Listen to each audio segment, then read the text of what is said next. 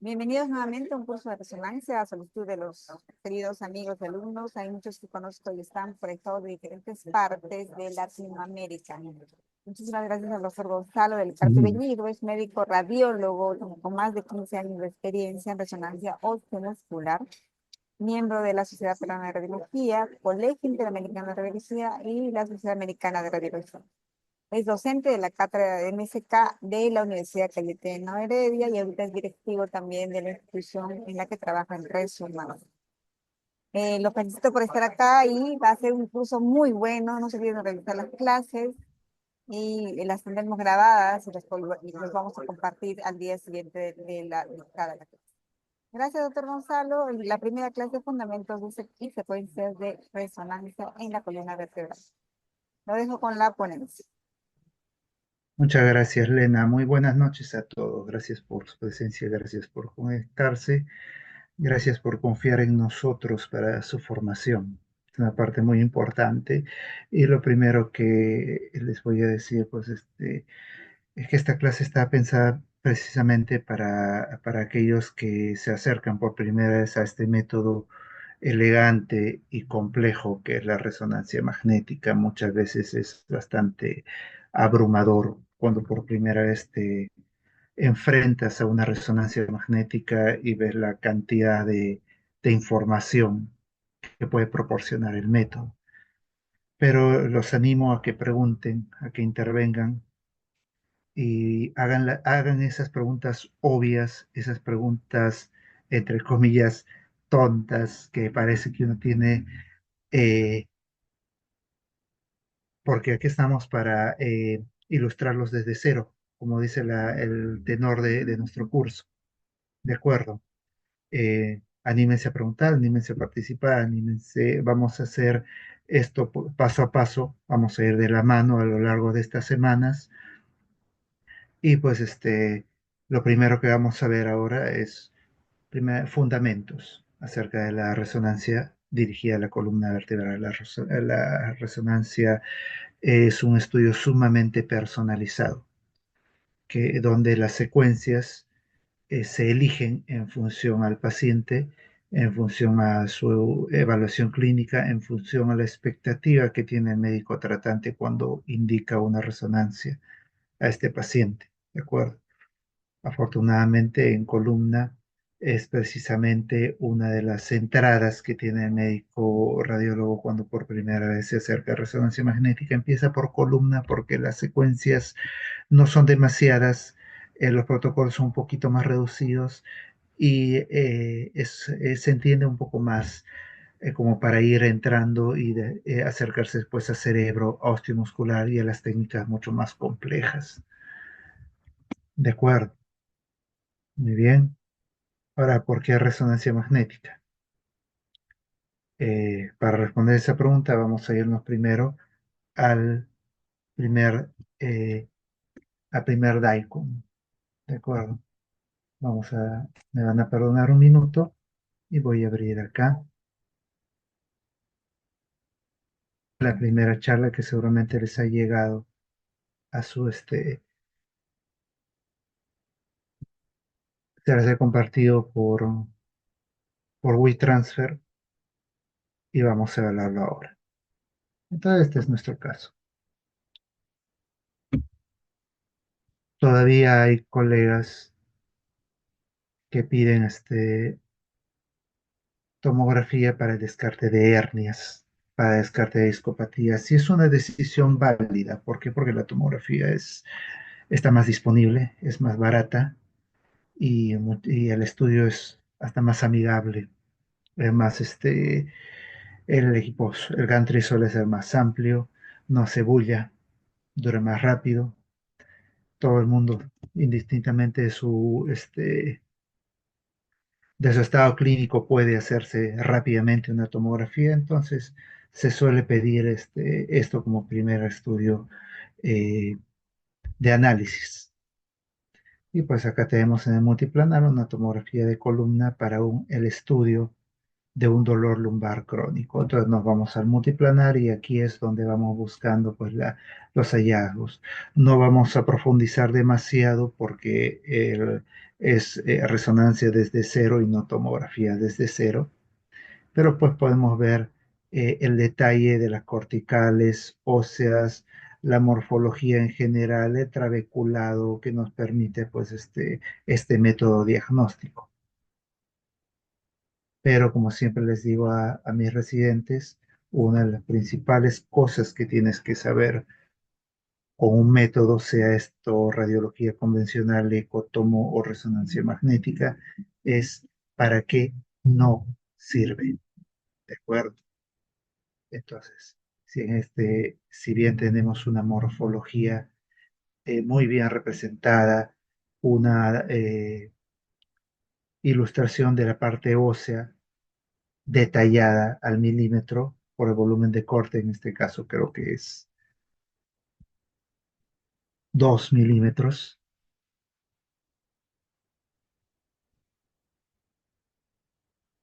es precisamente en las partes blandas, llámese partes blandas periféricas, llámese canal medular o llámese discos o ligamentos amarillos o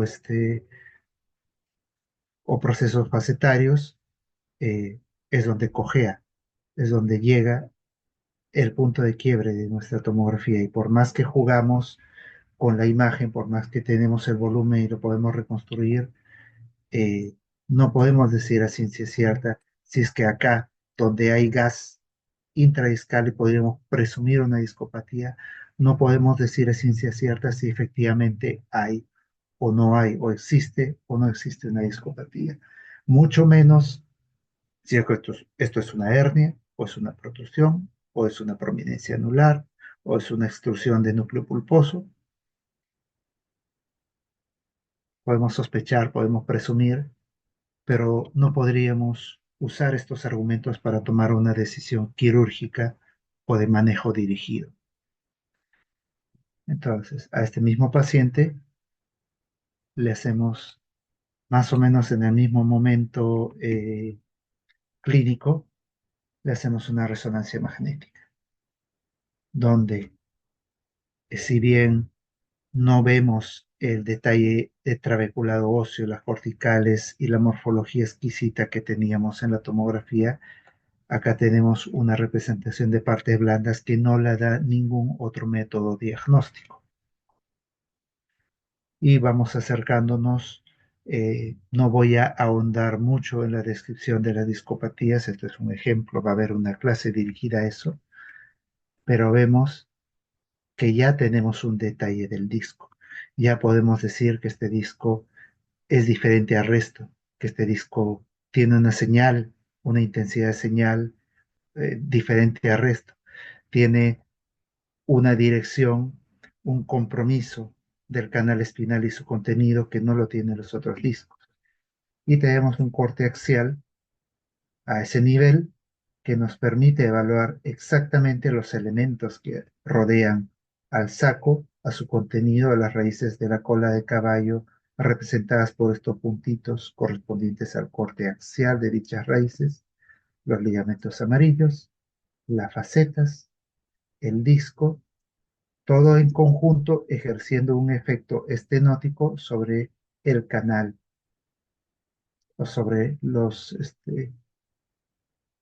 las vías de escape de las raíces nerviosas, ya sea a nivel de receso, ya sea a nivel de foramen. Entonces, esa es la utilidad de la resonancia, que nos da un detalle que no lo vamos a encontrar en otros métodos diagnósticos. Regresando a la presentación, vemos claramente que la resonancia nos da, a diferencia de otros métodos diagnósticos, una alta resolución de contraste entre los tejidos, porque pues cada tipo de tejido del organismo sometido a un campo magnético reacciona de una manera diferente y nos da una reacción diferente que es interpretada por el software en una escala de grises diferente al otro tejido, el que nos permite diferenciar cosas que en otros métodos simplemente no se pueden ver. llámese sobre todo estructuras blandas.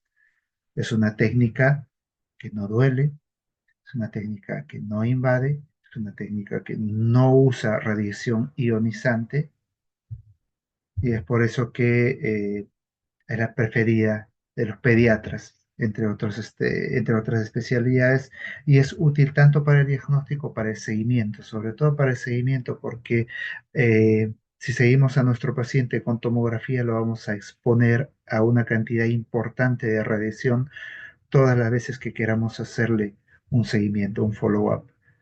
Entonces, todas estas ventajas nos da la resonancia magnética. Como les había mencionado al principio, la cantidad de información que proporciona la resonancia magnética y sobre todo la cantidad de secuencias y las variantes que se pueden hacer a cada una de esas secuencias y cómo estas secuencias cambian en algunas propiedades y en nombre dependiendo eh, de la casa fabricante del equipo, ya sea General Electric, Siemens, Philips, es abrumadora. Por lo mismo, afortunadamente, y por fortuna para ustedes, los protocolos de imagen son más estandarizados para columna lumbosacra que para cerebro, por ejemplo. Las dificultades que los tecnólogos enfrentan para optimizar las secuencias parten más bien de la gran cantidad de tejidos diferentes que existen en una región relativamente pequeña: hueso, líquido cefalorraquídeo, tejido neural, musculatura paraespinal. No ayuda tampoco la proximidad de los pulmones y del corazón, ¿no? Pero ahí está el expertise y el talento de nuestros inapreciables tecnólogos médicos que con todas estas variables obtienen imágenes que nos sirven y no son de plena utilidad para hacer un diagnóstico. Y nos adentramos de lleno ya en las secuencias. Ustedes seguramente cuando ya han evaluado, ya han hecho una primera aproximación o una resonancia magnética de columna, lo primero que han visto o lo primero que les han mencionado es el T1 y el T2. Entonces acá vamos a afirmar esos conocimientos y los vamos a desmenuzar un poco partiendo pues de ambas. Son las secuencias indispensables por un protocolo básico de examen de columna vertebral: el T1 Spin Echo y el Fast Spin Echo T2. Adicionalmente, todos los protocolos de columna tienen que tener secuencias tanto en planos axiales como en sagitales para localizar adecuadamente nuestros hallazgos. Y nos vamos a ir al siguiente y vamos a ver cómo es una resonancia de columna de un paciente normal. Mensaje para todos ustedes, estimados colegas. Abúrranse de ver estudios normales. Una falla muy importante, una falencia muy importante en nuestra formación, incluida la mía, es que partimos de lo patológico. Partimos de llegar con el caso interesante, con el caso excepcional, con el caso con muchos hallazgos y totalmente anormal. Y obviamos el primer paso, que debiera ser reconocer cómo es una, una estructura, determinada región del cuerpo vista por resonancia, cómo es el aspecto normal, cómo se debería ver normalmente en un paciente sano o sin patología en dicha región. Esa es una falencia, entonces, en nuestra formación, es un sesgo. Es por eso, pues, que hay una gran cantidad de eh, falsos positivos en los informes de resonancia, que se informan o se concluyen incluso cosas que no deberían concluirse o cosas que no se les debería dar relevancia, con la consecuente confusión del paciente, sometimiento a preocupación y a seguimientos innecesarios, ¿no? Muy bien, vamos a ver primero la clásica indispensable, y los que ya saben un poco del tema me van a perdonar porque me voy a poner a partir de ahora muy básico, pero es necesario. T1, sagital de columna lumbosacra. Ustedes ya lo conocen y como el T1 de cerebro y de osteomuscular y en esta ocasión de columna es una secuencia muy anatómica que me refleja muy bien la morfología de mi paciente, partiendo de las corticales óseas que dibujan perfectamente cada uno de los cuerpos vertebrales, que en esta proyección adquieren una forma cuadrangular. El líquido cefalorraquídeo al interior del canal medular de muy baja intensidad de señal, o sea, negro, en esta secuencia, permite hacer la diferenciación con la grasa dentro del canal, con la grasa superficial y con la grasa prevertebral, de modo que se dibujan perfectamente las estructuras. Entonces, lo primero que tenemos que saber, y que seguramente muchos acá ya saben, que en T1 el líquido va a ser de muy baja intensidad de señal, o sea, negro, y la grasa va a ser de muy alta intensidad de señal, o sea, blanca. Esto nos sirve para estudiar la morfología y la integridad de los cuerpos vertebrales. En el corte sagital, yéndonos un poco más hacia los costados, podemos ver incluso los pedículos, las pars articularis, y en las partes más superiores de nuestra columna lumbar vemos la emergencia de las últimas costillas que nos sirven, entre otras cosas, para contar vértebras. Nuestra siguiente vieja conocida, repito, paciente normal, que estamos viendo es un paciente sano de prueba para el equipo, famoso T2, T2 de columna lumbosacra, donde tenemos una semejanza con el T1, que es la grasa de alta intensidad de señal. Vemos acá la grasa del tejido, la grasa superficial retroespinal, la grasa intraabdominal, la grasa de la barriguita, la grasa de la pared abdominal anterior. Y a diferencia del T1, acá tenemos el líquido también de alta intensidad de señal. ¿Dónde hay líquido? Lógicamente en el espacio intradural, el líquido cefalorraquídeo, que como el tejido medular es de señal intermedia, nos puede servir muy bien para ver la médula, hasta dónde llega el cono, las raíces nerviosas, su trayecto, y como los discos sanos tienen un grado de hidratación importante relacionado con el núcleo pulposo, los vamos a identificar perfectamente. Los vamos a identificar en dos regiones. Una, el centro líquido, una gelatina con alto contenido líquido, es por eso que es de alta intensidad de señal, y una zona fibrosa con muy poca actividad metabólica, por lo cual es de muy baja intensidad de señal, que es la que rodea al disco. Y tenemos que ver este hallazgo en contraposición con su representación en el corte axial, donde vamos a ver que el disco tiene esta forma característica, arriñonada, con un borde anterior convexo, un borde posterior cóncavo. Vemos el saco muy bien dibujado, al interior de él las raíces de la cola de caballo que se acumulan en la parte posterior porque el paciente está echado. El ligamento amarillo, en este caso no hipertrófico como se espera para un paciente, un adulto del 70, ni es muchachón, pero aún así tiene una columna de joven. La amplitud que no se suele medir, acá la voy a medir únicamente para ilustrarlo. La amplitud de los canales, de los espacios, recesos y forámenes totalmente conservados. Y podemos ir bajando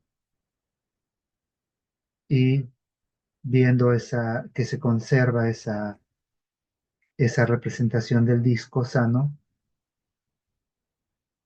en cada uno de los discos lumbares.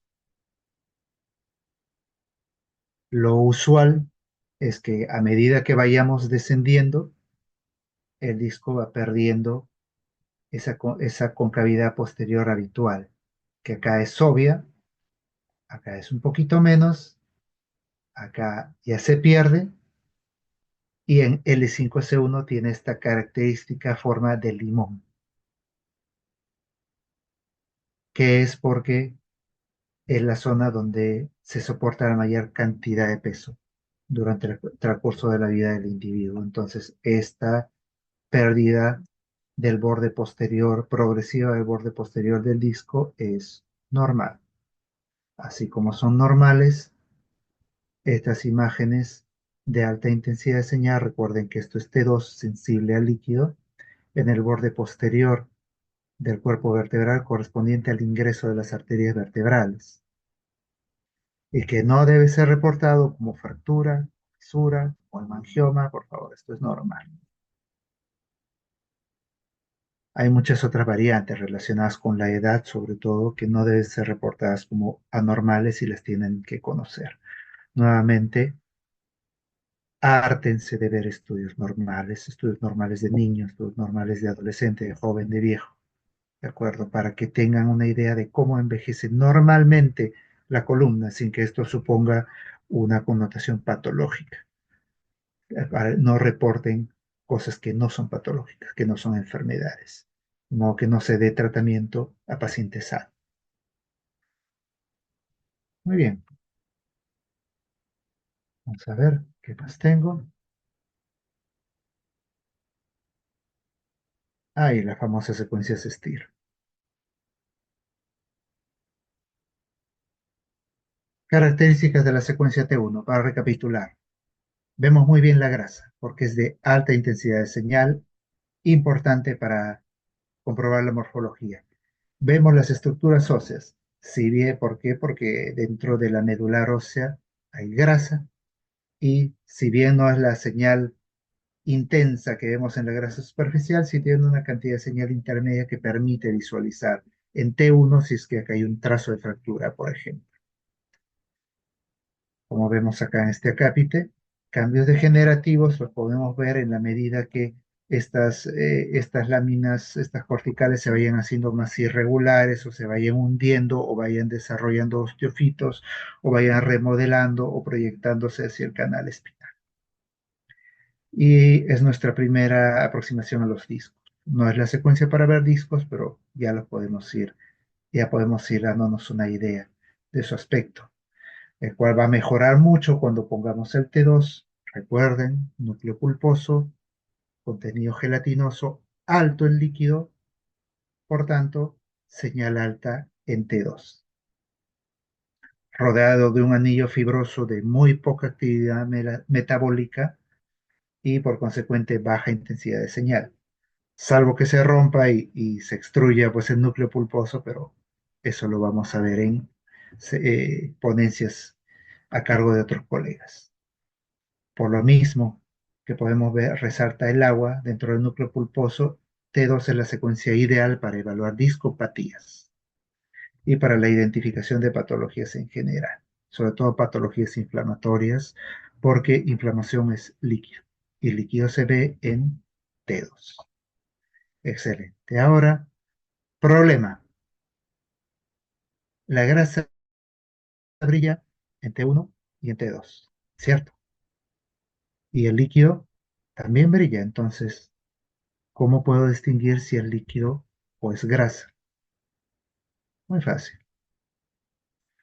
En el 85, este, unos informáticos, cuando recién estaba asomando la resonancia, detectaron pues la posibilidad de saturar las moléculas grasas y volverlas invisibles o volverlas oscuras en una secuencia T2, que en ese momento se denomina Short Tau Inversion Recovery Sequence y ahora se abrevia como STIR, un famoso T2 STIR, que es una de muchas secuencias, entre ellas el CIS, el Dixon, que saturan la grasa de nuestra columna. Y el efecto inmediato es que lo único que va a brillar en un T2 con supresión grasa es el líquido. El líquido dentro de los discos, el líquido cefalorraquídeo dentro del canal, y si tenemos traumatismos recientes, edemas, sea medular óseo o de partes blandas, desgarros de ligamentos, extrusiones de núcleo pulposo, también lo vamos a ver en esta secuencia. Mejor que en el T2 convencional.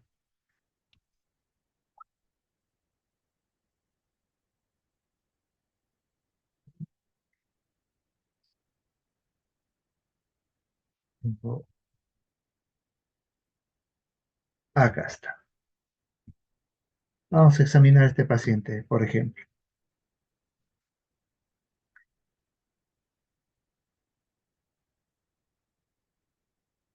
Paciente de 55 años, con dolor lumbar, con dolor de glúteos. Tenemos nuestro T1. No vamos a ahondar, no se desesperen, no vamos a ahondar demasiado en la semiología radiológica todavía porque estamos hoy identificando secuencias, pero hay que saber bien para qué sirven y para qué no sirven, sobre todo eso. Entonces tengo mi T1. Ustedes ya lo conocen.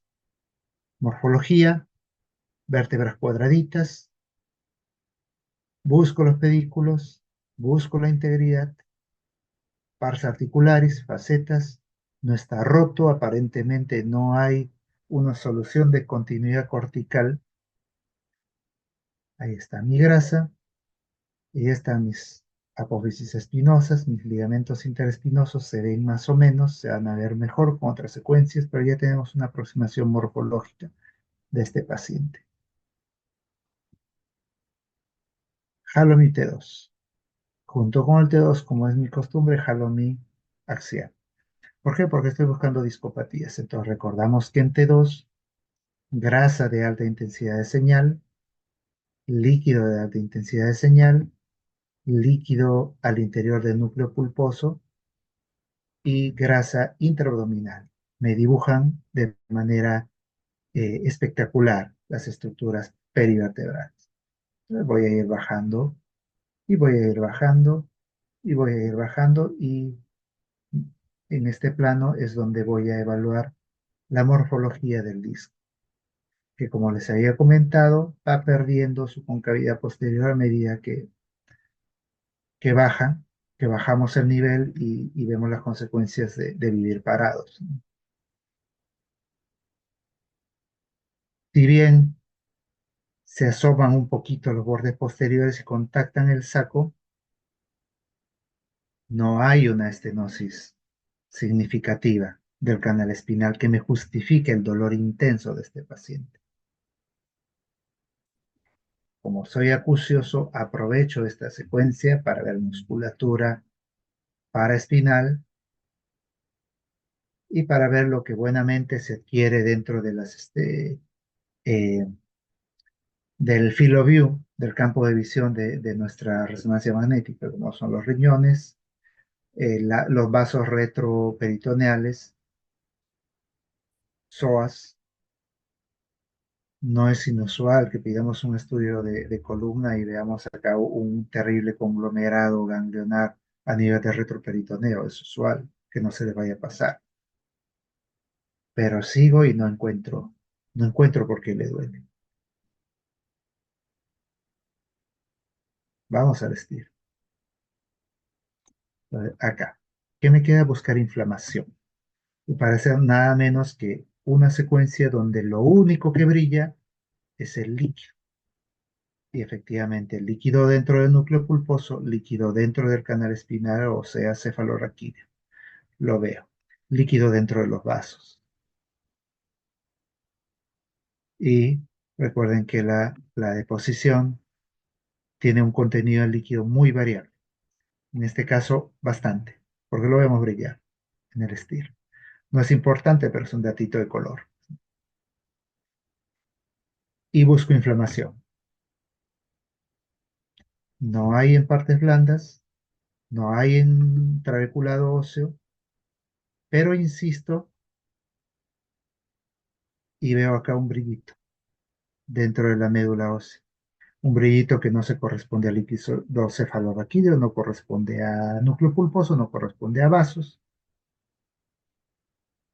¿Será cierto? Me voy para el otro lado y también veo algo. Es un hallazgo muy discreto, pero el colega que supervisó este estudio tuvo el buen criterio de insistir. Sobre todo insistan en un paciente que tiene síntomas y no sale nada. Insistan, busquen. Y le sacó la misma supresión grasa, el mismo STIR, pero en proyección coronal. ¿Y qué encontramos? Encontramos una sacroileitis terrible,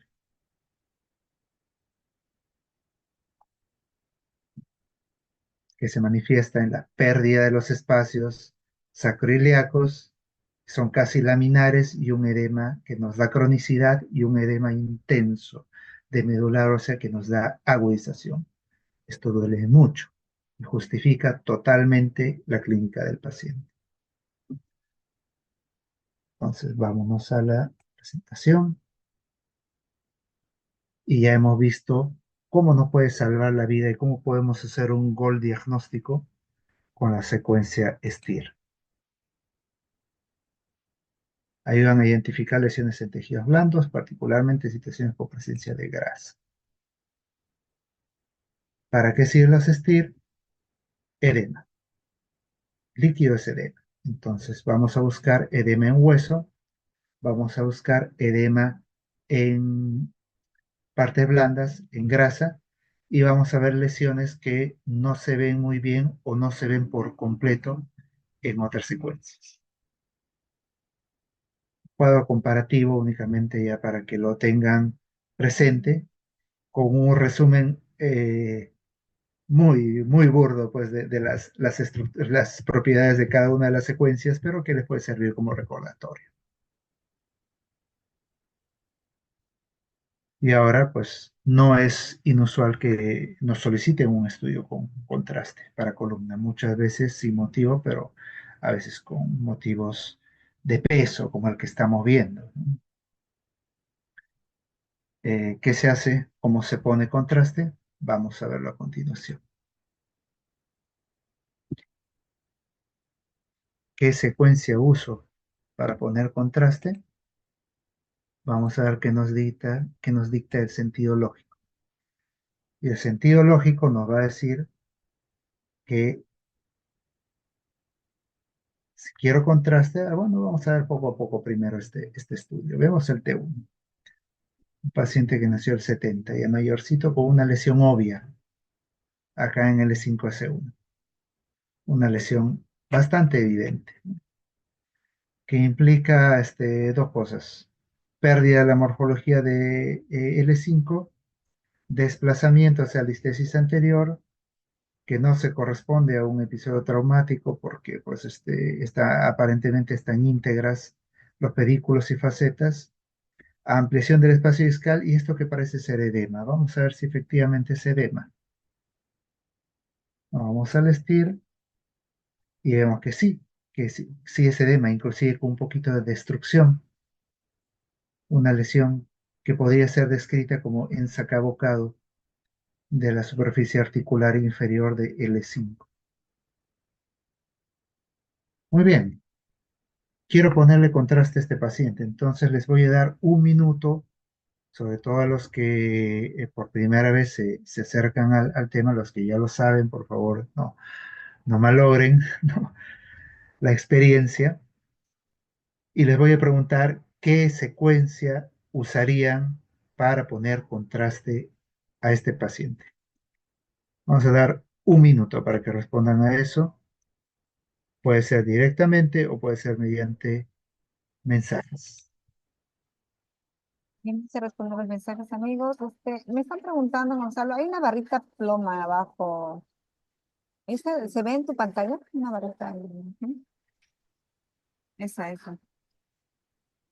Esta del, ya la moví, Ahí ya, gracias. ya la moví, ya. Está respondiendo. Está Gracias. respondiendo. Buenas noches, doctor. Segunda banda gris, recién lo veo, Andrea, disculpa. Ya está. T1, T2, T1, T1 con supresión grasa. De acuerdo. Estamos todos de acuerdo. Muy bien. Entonces, pues en una secuencia donde lo único que me interesa es ver el contraste, necesito una secuencia donde todo sea negro. Entonces tengo mi T1,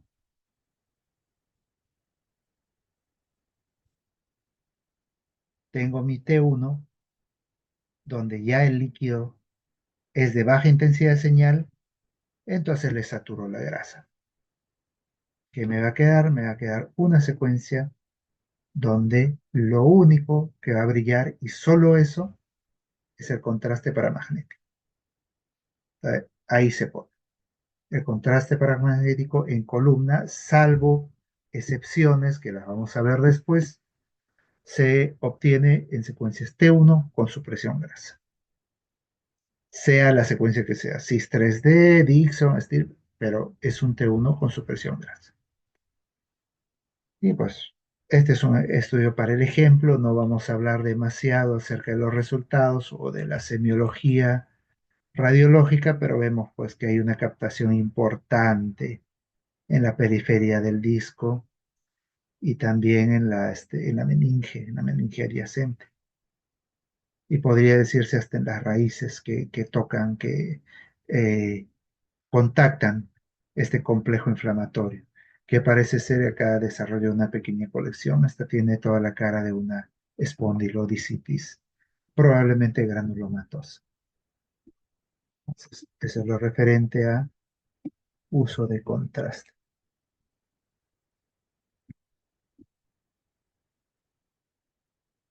Lo vimos. Y vamos a ver un par de técnicas que no se usan eh, con regularidad, pero es importante que las conozcan. La técnica de difusión se puede realizar tanto en resonadores de 1.5 como en 3 teslas. Un valor de B que no es el mismo que para el cerebro, que suele ser 1000. En columna hablamos de un valor B de 500 o de 800 milímetros por segundo, principalmente porque la difusión de las moléculas de agua en la columna sigue el trayecto del líquido cefalorraquídeo en dirección cráneo-caudal, principalmente por eso. ¿Y para qué le hago difusión a una columna? Principalmente para sospecha de isquemia, planificación quirúrgica de tumores espinales, cuando quiero diferenciar si esto es un cambio inflamatorio MODIC 1 o una espondilodicitis, y muy importante para el seguimiento de miolopatías. Acá tenemos FLAIR, el T2, un 3D convencional y finalmente la imagen en difusión debidamente reconstruida, con su incidental terrible infarto en el hemisferio cerebeloso, no sé si derecho o izquierdo. En esta imagen extraída de la literatura, tenemos un hombre de 57 años de edad, si mal no recuerdo, donde la tomografía tenemos pues una extensa disección aórtica. No veo el callado, pero probablemente este sea un Stanford A con un flap que abarca toda la columna, toda la aorta descendente, tanto la parte torácica como la parte abdominal. Entonces, pues con la considerable sospecha de compromiso de las arterias espinales, se hace la técnica de difusión B800 acá en B y comprobamos un foquito brillante de restricción que corresponde a isquemia. Acá la imagen en C, la comparación donde no hay nada, para que vean cómo brilla en D. No va a brillar demasiado porque es un B800, ¿de acuerdo? Y porque por su morfología es una isquemia pequeña, pero se va a ver, se va a ver la diferenciación y vamos a poder dar la voz de alarma y darle tratamiento oportuno a este paciente. Y también se han adicionado los cortes en T2, donde se ve pues que hay brillo, hay incremento de señal en T2, o sea, malasia, o sea, carácter irreversible de esta lesión. Eso es para ilustrar la utilidad de la difusión. Y otra secuencia, otra técnica también de uso infrecuente en resonancia magnética de columna, pero que es importante que la conozcan, es la angiografía dinámica. ¿Para qué pido una angiografía dinámica? Para investigar malformaciones como fístulas durales y arteriovenosas, así como detalles que les interesan a los cirujanos de columna, como la ubicación exacta de la famosa arteria de Adam-Kiewit. Sin embargo, colegas, hay que tomar con pinzas las expectativas de nuestros colegas referentes y conocer bien las limitaciones de nuestro estudio. Por ejemplo, a ver un momentito, hay una pregunta acá en el chat. Ah, no, no era. Recuerdo, por ejemplo, a un colega que exige saber la ubicación del trombo dentro del lumen vascular para dirigir mejor, no, mejor su tratamiento endovascular. Y había que explicarle pues que el grosor de corte en resonancia no ayuda, ¿no? Para ese tipo de detalle, para ese nivel de detalle. O pues nos piden caracterizar cavernomas en angiografía por resonancia, que pues son lesiones de bajo flujo por concepto y que son silentes en angioresonancia. Entonces es importante conocer, a pesar de que las imágenes que vemos acá, sobre todo las imágenes del libro, son espectaculares, es importante conocer pues, las limitaciones de este método, así como las limitaciones de todos los métodos en general en imágenes. Como último ejemplo, un caso de libro de literatura donde en el T2 vemos unos múltiples imágenes acá con aspecto de sacacorchos. Es yo no le veo parecido a alguno el sacacorchos, pero es el término que se usa, ¿no? Corkscrew creo que es en inglés, que rodean al cordón medular, todas estas como bolitas serpiginosas irregulares que no son artefactos de flujo, y se le hace la reconstrucción multiplanar de la angio-RM y con cierta fortuna hemos podido detectar pues, la arteria que alimenta la fístula y que se comprueba mediante angiografía. Mucha importancia para evaluación para manejar las secuencias en columna vertebral. Primero que deben saber las secuencias para poder seleccionarlas y dirigir adecuadamente un estudio. Conocer las secuencias básicas, conocer para qué sirven, sobre todo para qué no sirven, y esto redunda tanto en el diagnóstico como en el tratamiento y en el futuro en general de este paciente. Creo que acá me pasó las referencias, pero antes quisiera pasarles un último DICOM que no lo he incluido dentro de las imágenes.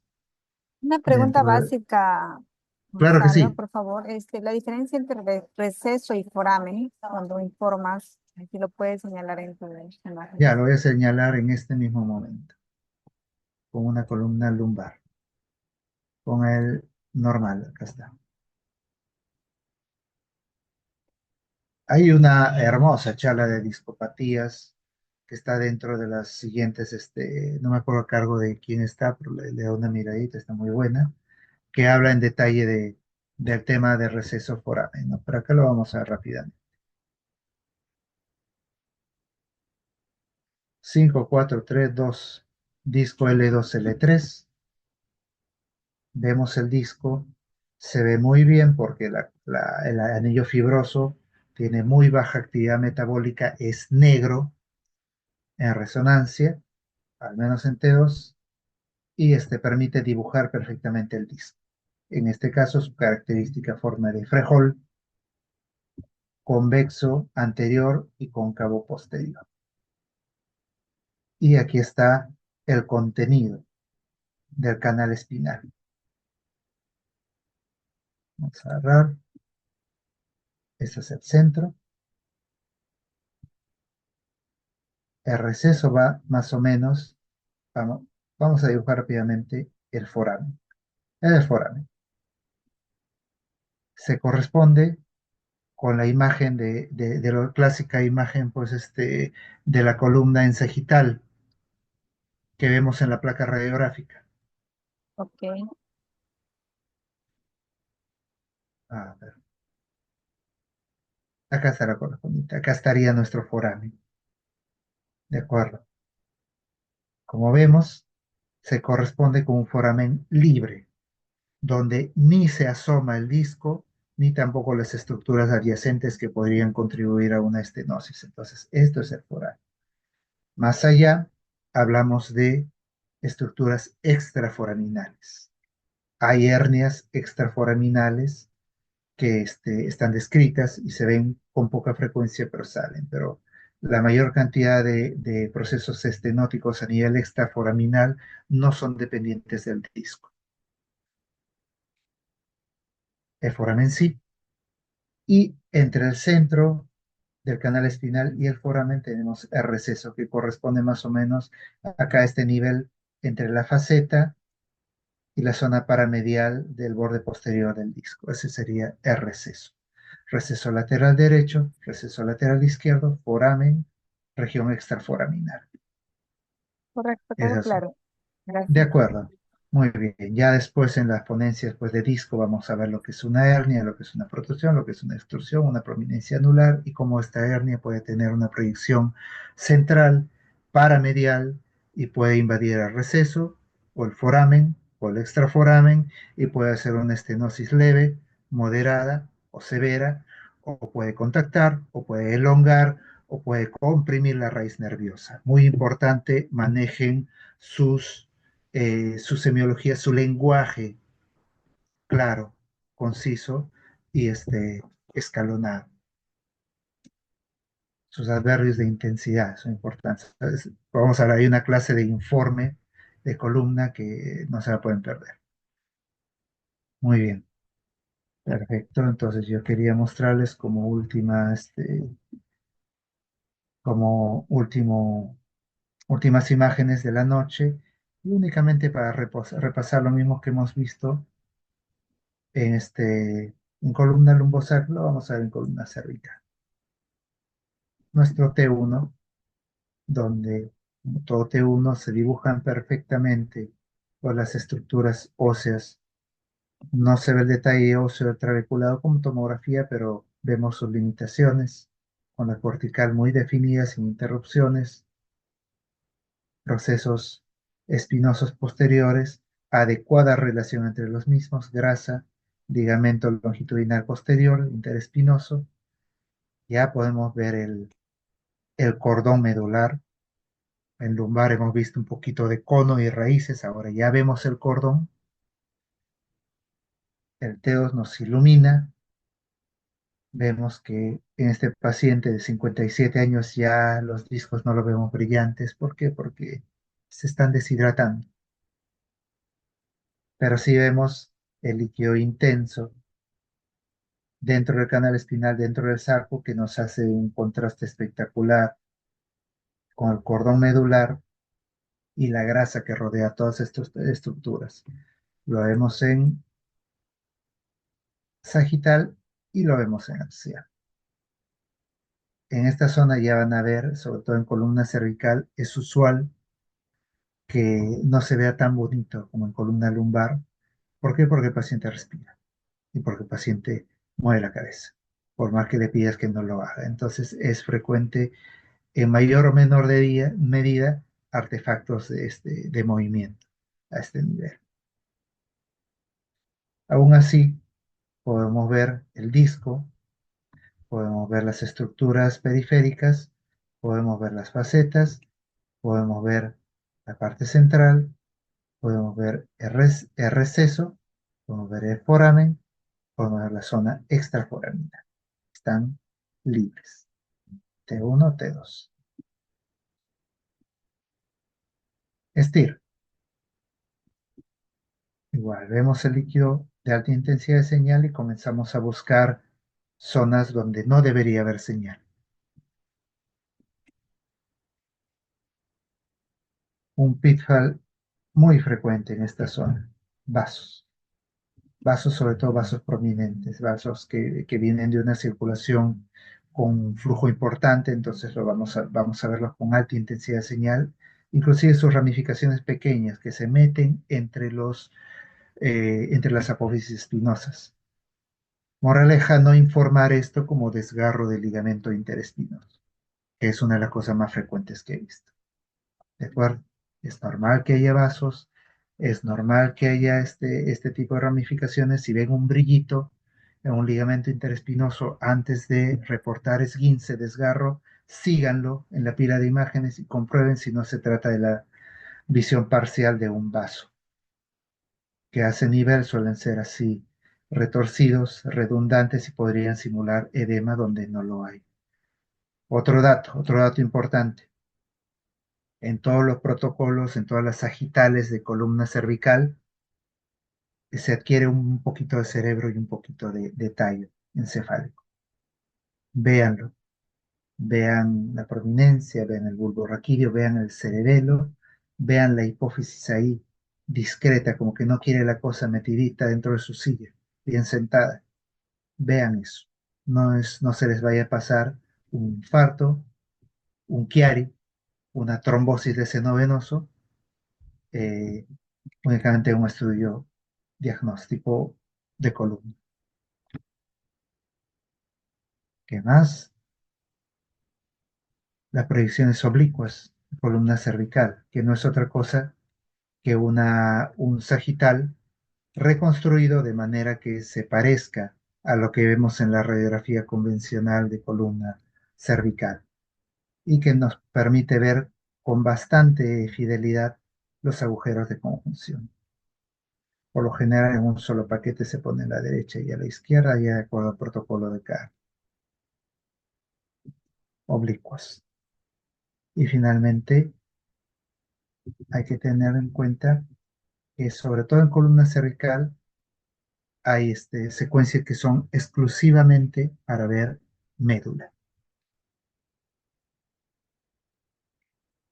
Se ve en T2, se ve bien, dependiendo de la colaboración del paciente se puede ver, se puede definir el cordón medular, pero pues no puedo saber a ciencia cierta si esta inhomogeneidad de la médula, del cordón, o esta señal corresponde a una señal real, o es respiración, o es movimiento de mi paciente. Entonces a veces no puedo hacer esa disquisición. Sobre todo también porque hay estos negritos de acá que son artefactos de flujo propios de un líquido que está en movimiento, el líquido cefalorraquídeo, y que me complican acá la vida. Si bien para el radiólogo sazonado sabes que son artefactos de flujo y sabes que acá en la proyección sagital no los vas a ver, a más de uno pueden confundir o pueden llamarte para observarte el estudio. Es por eso que se echa de mano de secuencias, como en este caso el T2 2D, que es una secuencia que, a perjuicio de las estructuras periféricas, de las estructuras extraespinales o paraespinales que se ven muy mal, ¿no? Acá me es difícil distinguir entre músculo, vaso, nervios, espacio visceral del cuello. La zona medular o el canal se ve muy bien porque nos elimina los artefactos de flujo y nos da una visualización más exacta del cordón medular, donde incluso, dependiendo de la calidad del equipo y de la colaboración de nuestro paciente, puede hacer la disquisición entre la sustancia gris y blanca de la médula. Y puedo ver cómo aquí se tiende a dibujar la H. Todas estas cosas, todos estos detalles son elementos que los vamos a ir viendo con mayor detalle, más cariño, más dedicación en las siguientes ponencias. ¿Hasta acá alguna pregunta? Excelente, excelente clase. Si tienen preguntas, no tengan temor. Este es el momento de aprender. Si alguien se anima a hacer una pregunta, si no, vamos a pasar a la grabación, que van a ser las 9, ¿no?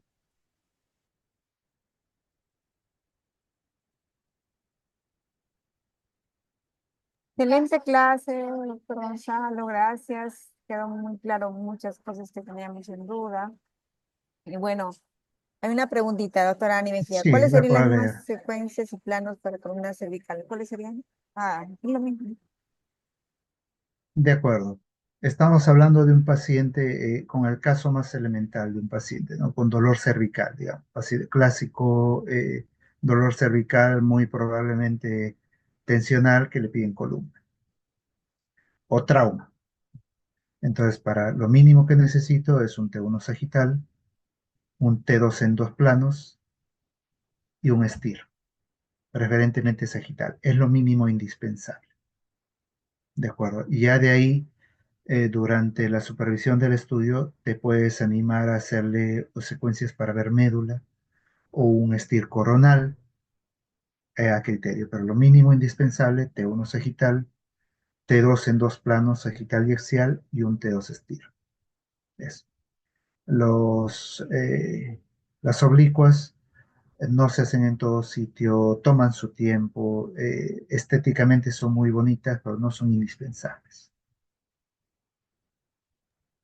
Correcto, amigos, quedó claro. Entonces vamos a pasar a la grabación. Muchas gracias. Muy bien, muchas gracias a Una todos preguntita también. más, la última dice, ¿se debe hacer ADC con difusión? Dice, felicitaciones. Es una buena pregunta.